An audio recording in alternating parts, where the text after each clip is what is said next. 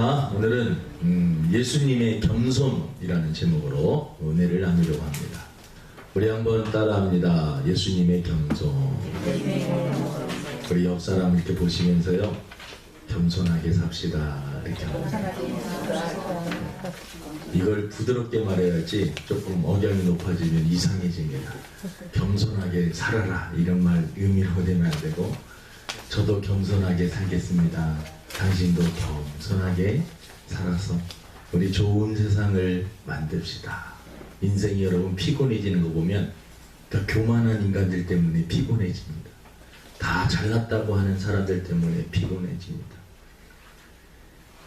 오늘 이 겸손, 예수님이 특별히 겸손한 삶을 통해서 저와 여러분들의 삶이 겸손한 삶으로 바뀌기를 원합니다. 잠언 18장 12절에 보니까 사람의 마음의 교만은 멸망의 선봉이요 겸손은 존귀의 앞잡이니라.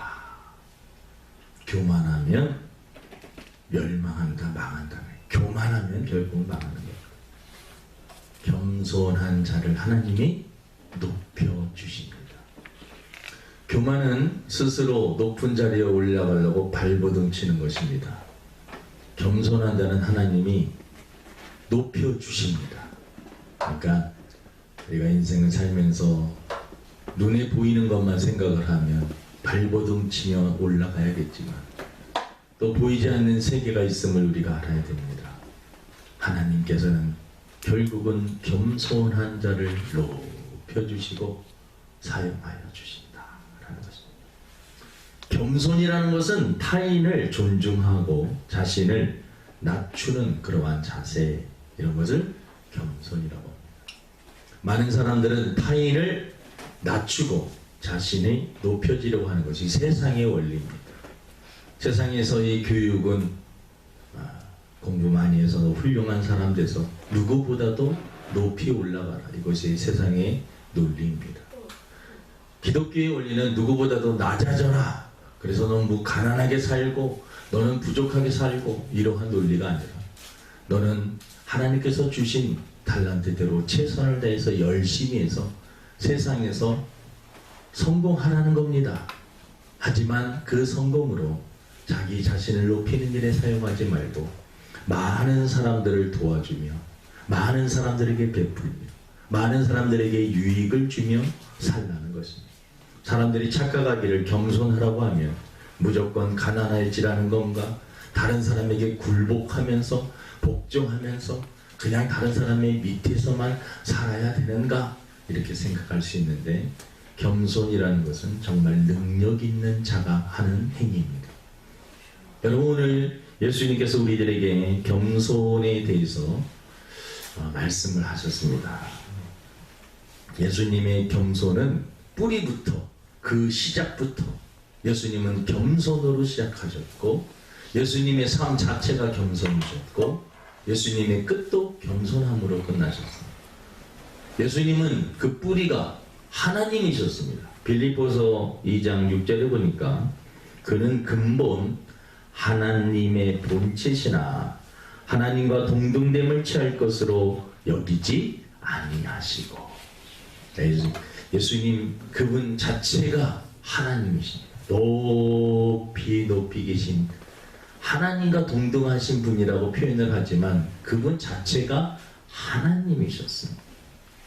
그 하나님이셨던 그분이 인간을 구원하실 목적으로 우리 육신을 입고 이 땅에 오신 그러한 것입니다. 하나님이 인간이 되신 사건은 겸손 중에 겸손인 것입니다. 낮아지고 또 낮아지고 또 낮아진 것입니다.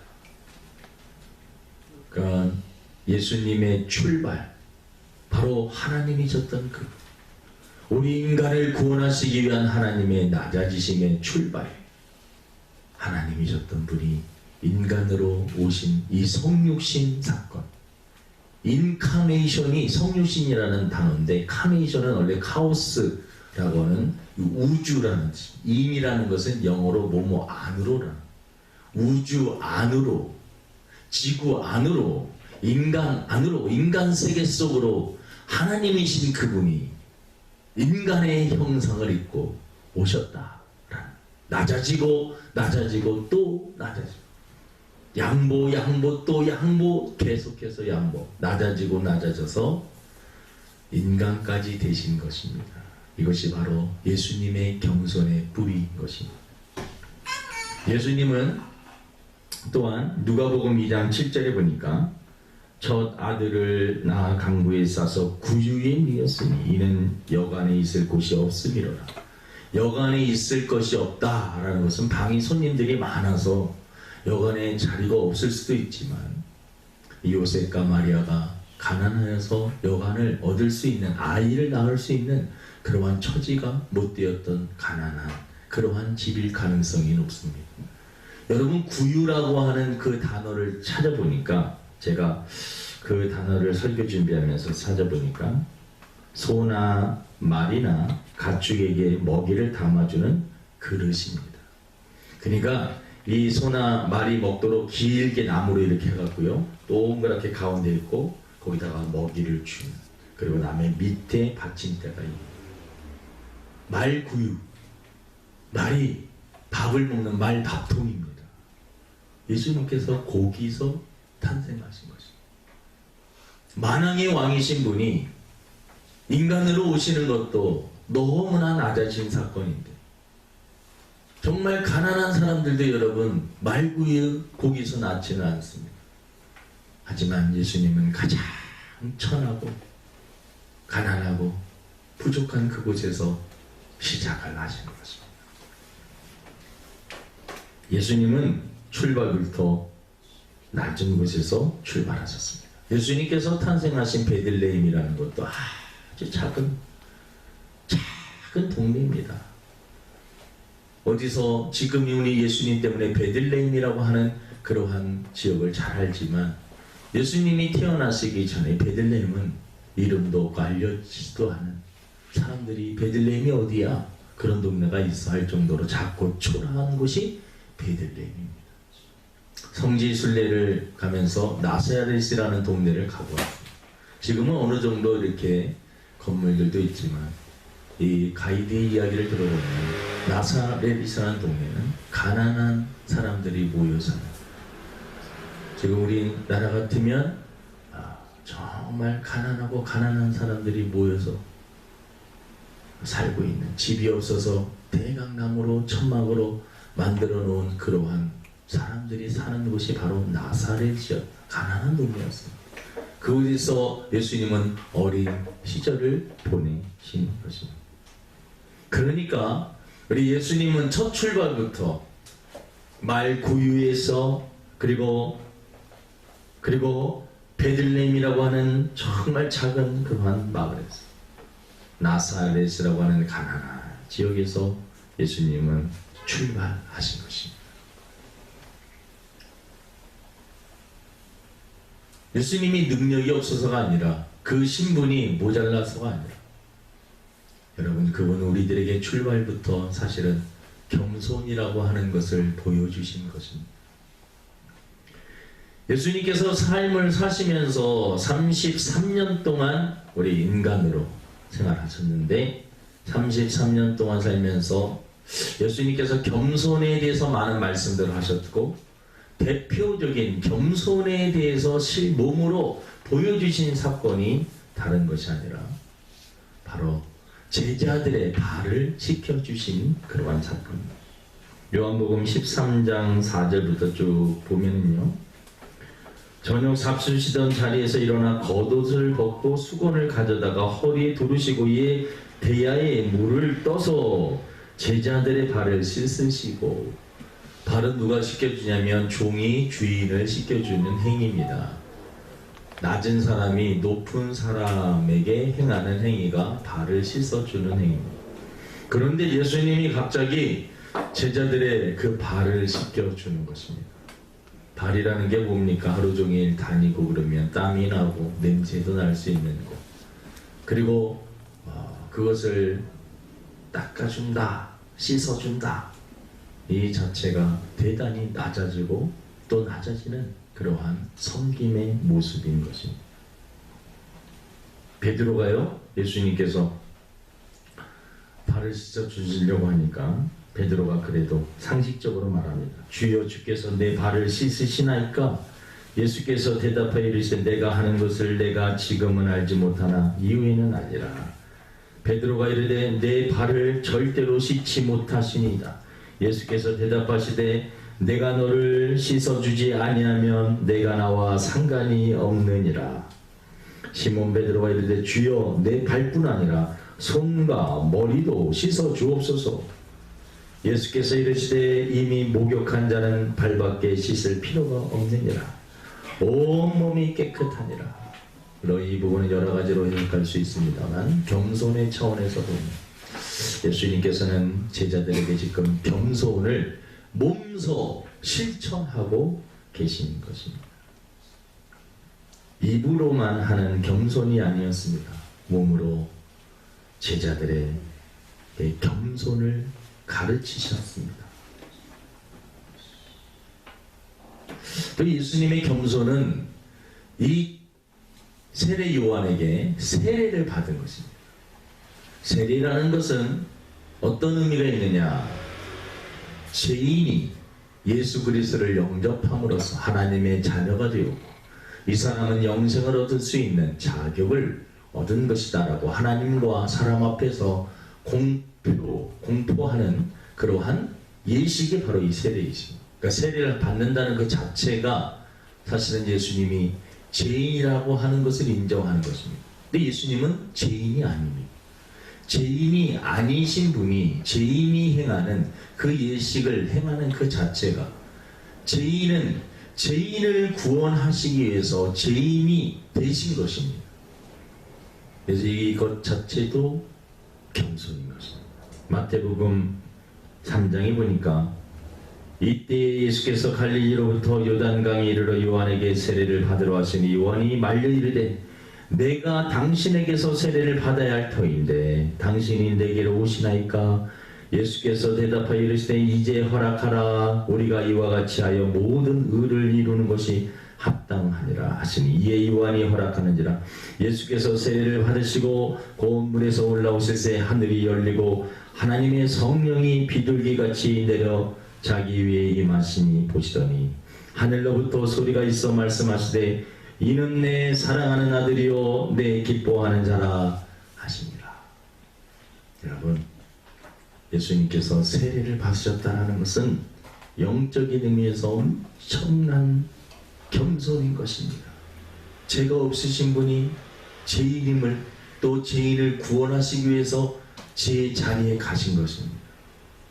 죄가 없으신 분이 죄인을 대신하여 죽으시기로 결정하는 그러한 예식이 바로 이 세례라는 것입니다. 마태복음 20장 23절에 보니까 인자가 온 것은 섬김을 받으려 함이 아니라 도리어 섬기려 하고 자기 목숨을 많은 사람의 대속물로 주려 함입니다. 여러분, 예수님은 겸손하셨습니다. 겸손하신 그 궁극적인 목적도 죽으시는 것입니다. 왜? 죽어야 우리가 살기 때문에. 우리를 살리기 위해서 예수님은 겸손하셨습니다. 출발부터 그는 시작부터 탄생부터 삶 자체가 겸손이셨습니다. 예수님은 삶을 사시면서 물론 다양한 사람들을 만났습니다. 높은 사람들도 만났지만 예수님의 많은 시간은 가난하고 소외되고 병들고 불쌍하고 사람들에게 손가락질 받는 사회에서 왕따당하고 소외된 사람들 곁에 계셨음을 우리는 잘 알고 있습니다. 마태복음 11장 19절에 인자는 와서 먹고 마시니 말하기를 보라 먹기를 탐하고 포도주를 즐기는 사람이요 세리와 죄인의 친구로다. 사람들이 예수님을 평가하기를 세리와 죄인의 친구로다.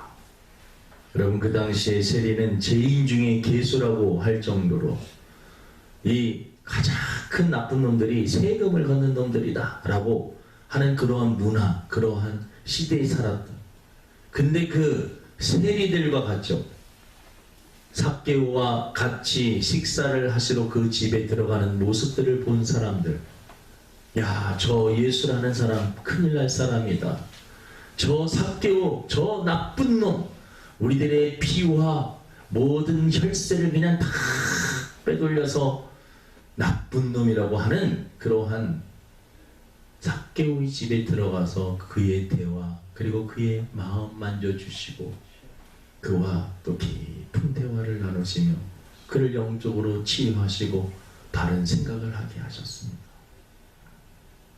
누가복음 15장 2절에도 바리새인과 서기관들이 수군거리 이르되 이 사람이 죄인을 영접하고 음식을 같이 먹는다 하더라. 이 삭개오에 대해서, 야, 세상에 하나님의 아들이라고 하는 사람이 이 땅에 와서 하는 짓이 저 죄인들과 어울리면서 같이 음식을 먹고 대화를 나누는 것 봐라. 여러분, 예수님은 겸손하셨습니다. 이 세상에 와서 왕들만 모아서, 또 이 세상에 돈 많은 사람들만 모아서, 가장 똑똑한 사람들만 모아서 만나셔도 여러분 부족함이 없는 분. 미국 대통령께서 저희 나라에 다녀가셨죠. 한 나라의 대통령이 와도요, 얼마나 준비를 많이 해야 되는데, 그 오산이라고 하는 그곳에 비행기에 이렇게 착륙하는 것을 보니까 우리 나라 또 공군 그 비행기들이 다 경호를 하고요, 또 나오면 또 최고로 가장 높은 사람들이 영접을 하고 가장 좋은 음식, 가장 좋은 잠자리, 가장 좋은 높은 사람들 다 인사하시고, 우리나라에서 가장, 우리나라에서 또 사업을 또 반도체형 이 삼성 이재용 회장인가 그 사람 만나서도 가장 높은 사람들만 만나는 거예요. 가장 높은 사람들만. 예수님은 그러지 않으셨어요. 가장 낮고 천한 분들 만났어요. 예수님은 가난하고 병들고 연약한 자들의 친구가 되어주셨습니다. 만왕의 왕이신 분이 가난하고 병들고 연약한 자들의 친구가 되어주신 것입니다. 우리나라가 이제 정치 선거를 몇 번 이렇게 하다 보니까 정치인들이 선거를 하는 것을 이렇게 뉴스를 통해서 많이 보게 됩니다. 대표적인 정치를 하시는 분들이 그게 흠은 아니지만 약간 형이 저릴 때가 많이 있어요. 꼭 재래시장을 드립니다. 그리고 꼭 떡볶이를 하나 드십니다. 오뎅이든 떡볶이를 하나 먹어요. 그리고 꼭 사진을 딱 찍고 또 영상으로 남깁니다. 나는 겸손한 사람입니다, 여러분. 근데 너무 형식적인 그러한 것들, 다 그런 건 아니시겠죠. 저도 그렇게 생각을 합니다. 다 그런 건 아니겠지만.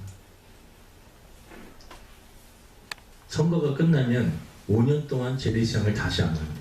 그건 문제가 있잖아요. 선거 전에는 엄청나게 재래시장을 왔다 갔다 하다가 선거가 끝나면은 재래시장 찾아가는 사람들 별로 있지 않을 것 같아요. 그 다음에는 가장 높은 사람들을 찾아갑니다. 인간의 마음이 그렇습니다. 예수님은 그러지 않으셨어요. 선거철이든 선거철이 아니든 가난하고 소외되고 병들고 또 그런 사람들만 만난 게 아니에요. 니고데모라고 하는 그 당시에 권력을 쥐고 있는 그러한 사람들도 만나셨습니다. 다양한 사람을 차별하지 않고 그 사람들을 만나면서 그 사람에게 무한을 주지 않았습니다.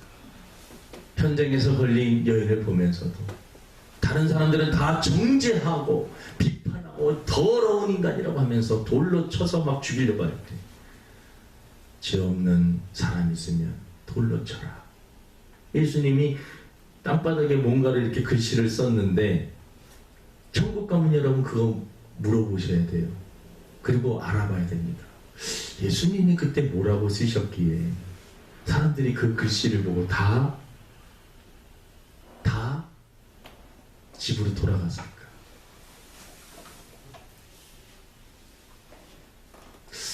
장기하라고 하는 가수가 있는데 너나 잘하세요. 너 자신을 봐. 아마 그런 의미가 있지 않았을까. 나는 안다. 예수님께서 나는 안다 너를. 너가 작년에 행했던 모든 것들을 안다. 지난날에 행했던 모든 것을 안다. 예수님께서 아마 글씨에 그 사람이 딱 봤을 때 충격적인 어떻게 이런 걸 알고 계셨지. 그리고 다 돌아가지 않았어요. 예수님은 여러분 높은 사람들만 만나지 않으셨습니다. 가난한 자를 만났습니다. 마태복음 18장 4절에 보니까 그러므로 누구든지 이 어린아이와 같이 자기를 낮추는 사람이 천국에서 큰 자니라. 천국에서 누가 크냐? 겸손한 자입니다. 자기를 낮추는 사람입니다. 마태복음 23장 11절 12절에 예수님께서 살면서 제자들에게 하셨던 교훈의 내용입니다. 교훈의 내용. 너희 중에 큰 자는 너희를 섬기는 자가 되어야 하리라. 누구든지 자기를 높이는 자는 낮아지고 누구든지 자기를 낮추는 자는 높아지리라. 마가복음 10장 43절에도 너희 중에는 그렇지 않을지니 너희 중에 누구든지 크고자 하는 자는 너희를 섬기는 자가 되고 너희 중에 누구든지 으뜸이 되고자 하는 자는 모든 사람의 종이 되어야 하리라. 그러니까 예수님은요 사시면서 제자들에게도 교훈하셨어요. 겸손하게 살아야 된다. 예수님은 마지막도 겸손하게 어디까지 낮아지셨느냐면 예수님은 십자가에 못 박혀 죽으실 정도까지 낮아졌습니다. 신학교 가면 예수님에 대해서 기독론을 배우는데 예수님의 비하라고 합니다. 비하. 점점 낮아져. 그리고 점점 높아지는 부활 승천까지 승기. 예수님의 비하와 승기를 이렇게 배우게 됩니다.